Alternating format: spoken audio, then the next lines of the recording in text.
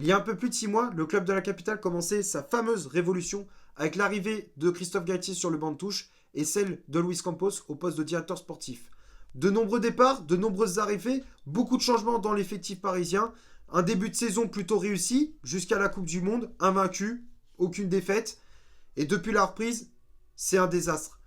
Mercato hivernal catastrophique, des prestations catastrophiques, un entraîneur sans solution. Que se passe-t-il au Paris Saint-Germain? On va parler de ça tout de suite.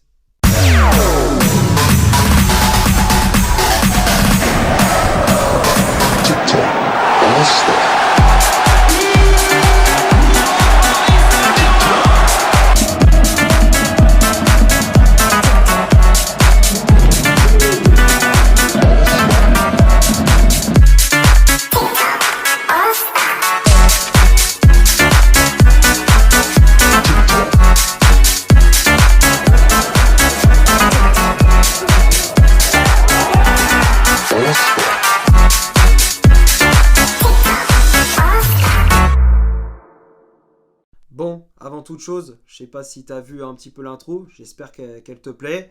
J'ai essayé de mettre un maximum de choses dans des photos, vidéos du Paris Saint-Germain et aussi pour Manchester United. Ça donne une image plutôt sympa de ma chaîne YouTube. J'espère qu'elle va vous plaire. Et vous me dites dans les commentaires ce que vous en pensez de l'intro, s'il y a des choses à rajouter ou pas. Voilà.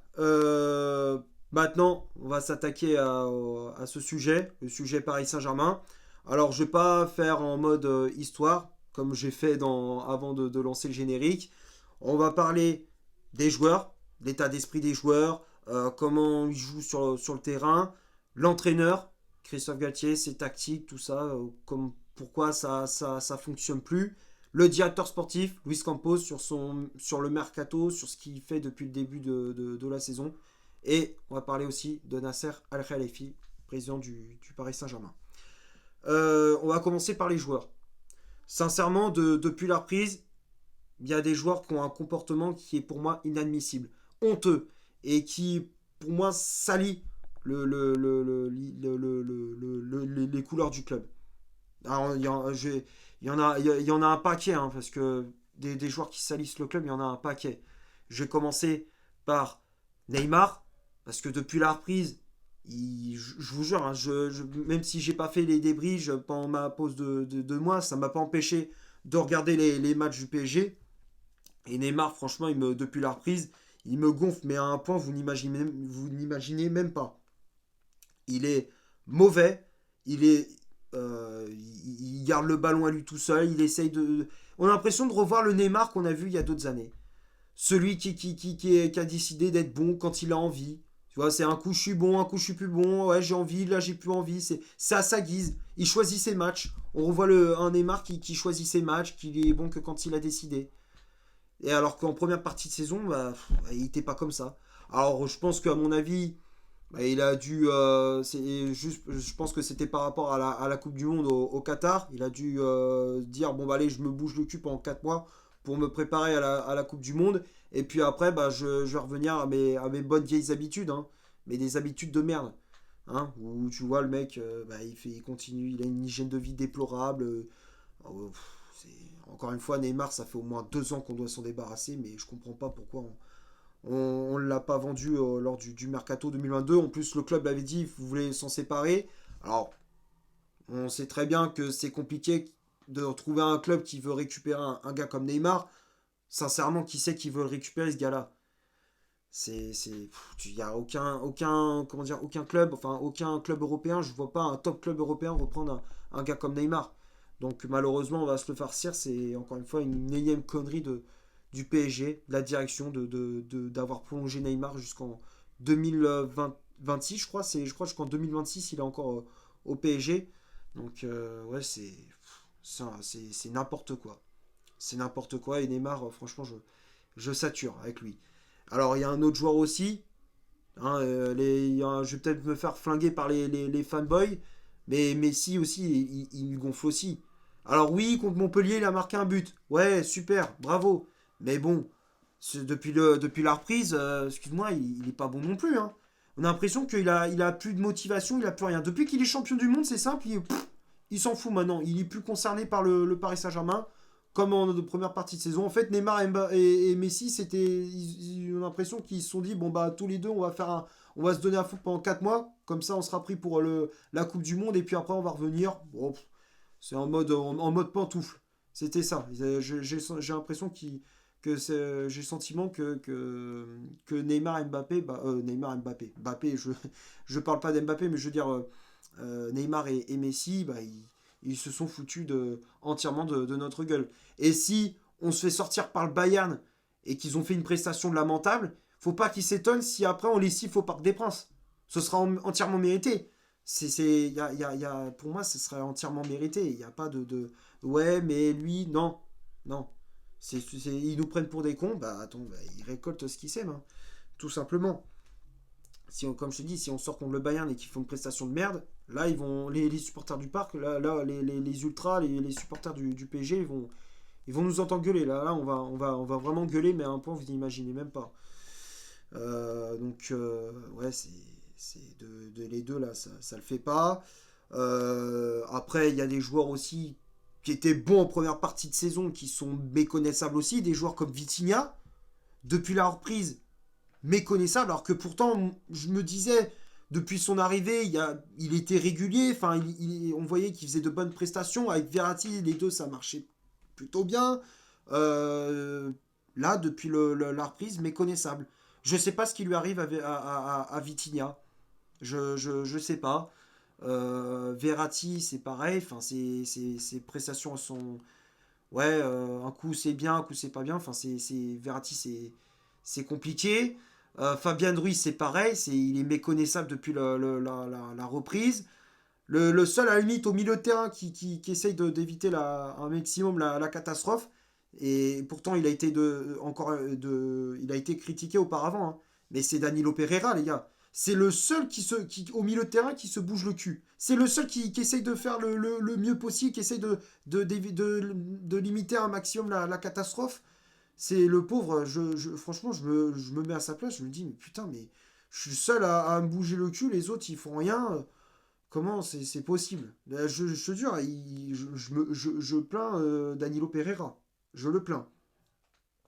Et comment dire, la défense aussi, c'est catastrophique. Première partie de saison, on savait très bien que la défense, c'était. Comment dire, c'était. Il y avait des failles dans la défense parisienne. On avait perdu Kipembe sur blessure. Marquinhos, c'était déjà compliqué avant le mondial. Ramos, pareil. Mais là, ça s'est aggravé de manière alarmante. Sincèrement, Marquinhos, depuis la reprise du mondial, il est mauvais, mais à un point, vous n'imaginez même pas. Il est plus serein dans ses interventions, il est plus agressif, il s'est bougé. Il est passé où le Marquinhos qu'on avait vu il y a quelques années, qui était dur sur l'homme, qui mettait de l'agressivité, qui avait la rage de vaincre? Il est passé où ce Marquinhos? Là, depuis. J'ai l'impression, depuis le match contre le Real, où on se fait sortir comme des tocards, l'an passé, comme des tocards. Depuis ce match-là, il est méconnaissable, Marquinhos.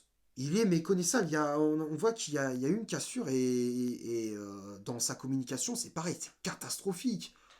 Quand tu vois contre Monaco, il te sort des déclarations, mais il est complètement hors sujet, complètement à côté de la plaque. Oui, on laisse nos familles, c'est compliqué pour nous, on essaye de se parler dans le vestiaire. Tu te rends compte de ce que tu dis? Mais tu crois que les ultras, quand ils font le déplacement à Monaco, ils se tapent 10 heures de route? Tu crois que ils laissent pas leur famille? Parce que t'en as, c'est des pères de famille, ils laissent leurs femmes, leurs enfants à la maison pour aller faire le déplacement à Louis II ou à n'importe quel déplacement, mais partout, hein. Ça soit en Europe ou même en France, hein. Ils font le déplacement pour vous. Et c'est comme ça que vous les remerciez? C'est n'importe quoi. C'est comme ça que vous les remerciez. C'est une insulte aux supporters, c'est une insulte au club. Et puis, toi, Marquinhos, qui dit on laisse nos familles et tout, mais là, là tu rigoles des genoux. Tu rigoles des genoux. Et le pire, c'est que dans ce match contre Monaco, t'empêches Donnarumma d'aller voir les supporters. Donnarumma qui, malgré ses 3 buts, c'était le seul qui a évité la catastrophe. Hein. Il est allé voir les supporters justement pour les remercier. Comme Zahir Emery aussi, qui a 16 ans et qui est allé voir les supporters du PSG à la fin du match. Et Kipembe également, parce que j'ai pas précisé, Kipembe qui est en théorie le vice-capitaine du Paris Saint-Germain, ça faisait 2 mois qu'il n'avait pas joué, il revient, et c'est lui qui fait ton rôle à toi, Marquinhos. C'est lui qui fait ton rôle, d'aller voir les supporters, de leur parler. C'est, franchement, Marquinhos, je l'aime beaucoup, mais là, il a complètement disjoncté. Là, pour moi, son brassard capitaine, faut qu'il le jette. C'est plus possible. Marquinhos capitaine, je peux plus. J'avais déjà dit, déjà, je me souviens, il y a quelques années, quand Thiago Silva est parti, Marquinhos, je, on a l'impression qu'il n'a pas comment dire, le leadership qu'avait Thiago Silva, comme il l'avait Thiago Silva. J'ai l'impression que Marquinhos, il ne l'avait pas. Alors, il y avait des matchs. Alors, bon, après, il s'est ressaisi. Enfin, après, on voyait il faisait de bonnes choses. Mais là, finalement, je reviens sur ma première pensée que comment dire, que Marquinhos n'a pas l'âme d'un capitaine, n'a pas l'âme d'un capitaine comme Thiago Silva était il y a quelques années. Là, je reviens à ma pensée sur le capitanat, quoi, pour Marquinhos, pour le brassard capitaine. Là, je reviens, il y a un petit mot à ça, je reviens sur ma pensée, quoi, il y a quelques temps. Donc ça, c'est les joueurs, c'est, c'est ce que j'avais à dire sur les joueurs. Donc, ouais, c'est un désastre. Je comprends pas comment tu faisais. Il y avait une cohésion, il y avait un groupe, enfin en première partie de saison. Quand tu me dis un groupe, tu m'as compris. Et là, d'un coup, ça s'est divisé, plus personne se supporte, tout le monde qui s'engueule, tout le monde qui se fout sur la tronche. Je sais pas comment on en est arrivé là. Après, l'entraîneur, Christophe Galtier, moi je l'aime beaucoup. Hein. Je dis les gars, Galtier, quand j'avais appris qu'il arrivait sur le banc de touche, j'étais content. J'étais même très content parce que je me suis dit, c'est un entraîneur qui pour moi je le considère comme l'un des meilleurs entraîneurs français en Ligue 1.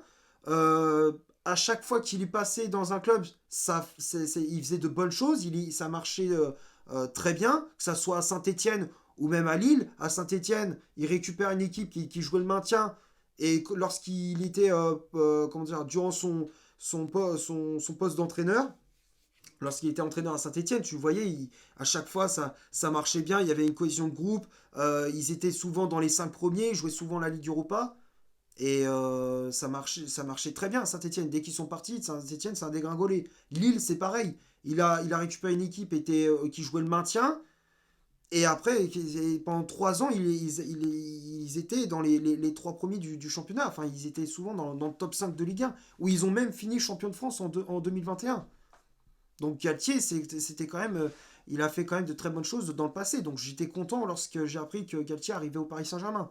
Ses débuts, on voyait que dans sa communication, dans ce qu'il faisait, c'était cohérent. Je trouvais qu'il parlait bien. Mais là, depuis comment dire, la reprise du championnat, je comprends pas, je comprends rien ce qu'il fait. Dans ses choix tactiques, dans ses choix, un coup on joue en 4-4 de losange, après on revient en 3-5-2. Je sais pas, tout ce que fait Galtier depuis la reprise, ça ne fonctionne pas. Mais déjà que les joueurs c'est compliqué entre eux, mais en plus si tu changes de compo à chaque fois, les joueurs ils ont pas d'automatisme. Comment tu veux que les joueurs ils aient des repères sur le terrain? Déjà que c'est compliqué, mais alors si tu rajoutes des bâtons dans les roues, on s'en sortira jamais.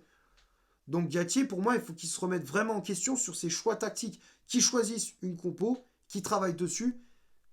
Voilà, je commence pas à chercher à droite à gauche, un coup je fais ça, un coup je fais ci, parce que sinon on s'en sort pas. Après, Luis Campos, directeur sportif, moi je l'aimais bien aussi.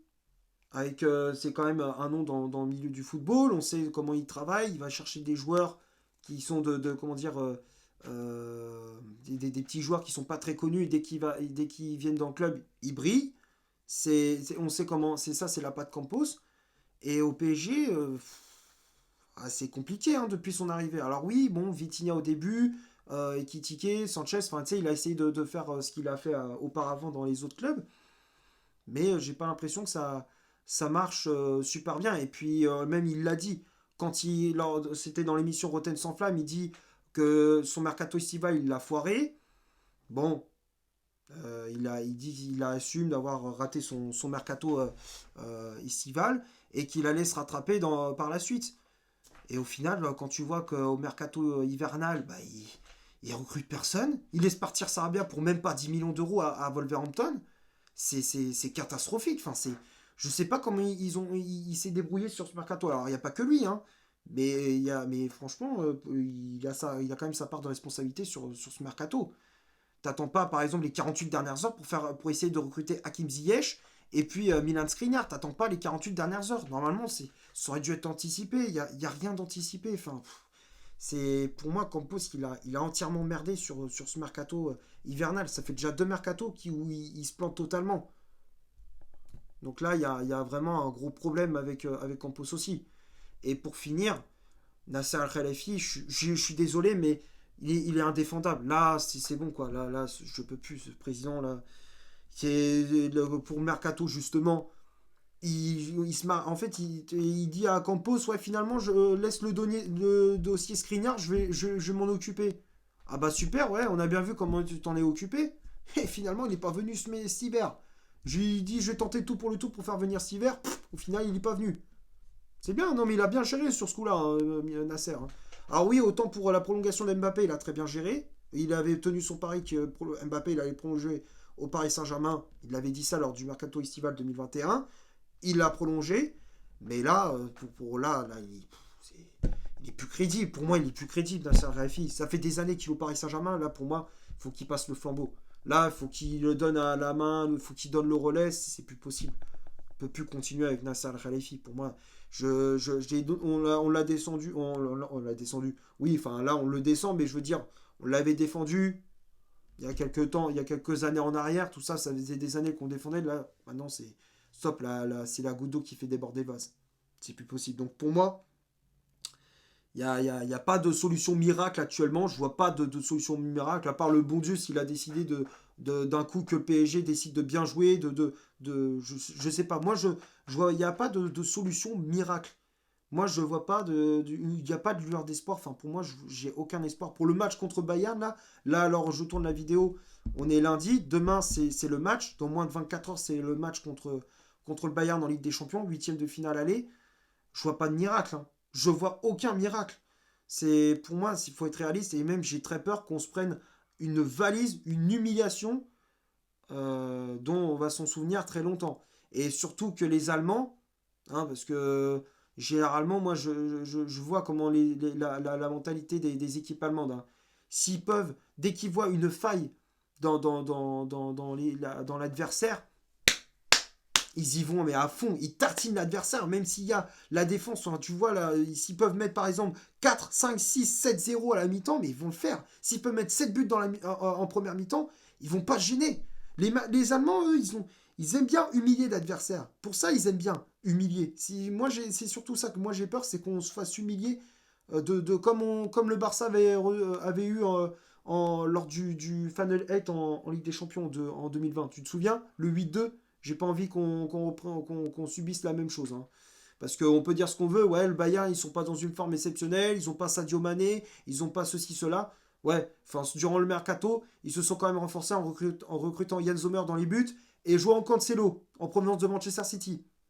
Je dis ça, je dis rien. Et puis surtout, quand tu vois leur niveau de jeu, soit c'est pas exceptionnel, mais ils sont toujours dans une meilleure forme que nous, et ils sont toujours meilleurs que nous sur le plan physique, technique et tactique. Voilà. Voilà, c'est ça, tout ça, c'est mon ressenti. J'avais besoin de vider mon sac, les gars. J'avais besoin de vider mon sac, de dire ce que je pensais. Je sais que la vidéo, elle dure plus de 18 minutes. Mais j'avais vraiment besoin de vider mon sac. J'espère que ça vous aura plu. Je pense avoir fait à peu près le tour. N'hésitez pas à liker, à me dire dans les commentaires ce que tu penses ce que vous pensez de la situation du Paris Saint-Germain. Tu me dis ce que tu en penses, hein, dans l'espace commentaire. N'hésite pas à t'abonner, n'hésite pas à faire un tour sur mon compte Instagram. Le lien de mon compte Insta est dans la description. Et croisons les doigts, hein, les gars, pour le match contre le Bayern, hein, croisons les doigts. Espérons donc qu'on va s'imposer, hein. On espère tout de même une victoire. Mais en tout cas, je suis vraiment pas serein pour cette rencontre. Allez, on va se quitter là, maintenant. D'ici là, portez-vous bien, on se retrouve pour une prochaine vidéo. Ciao.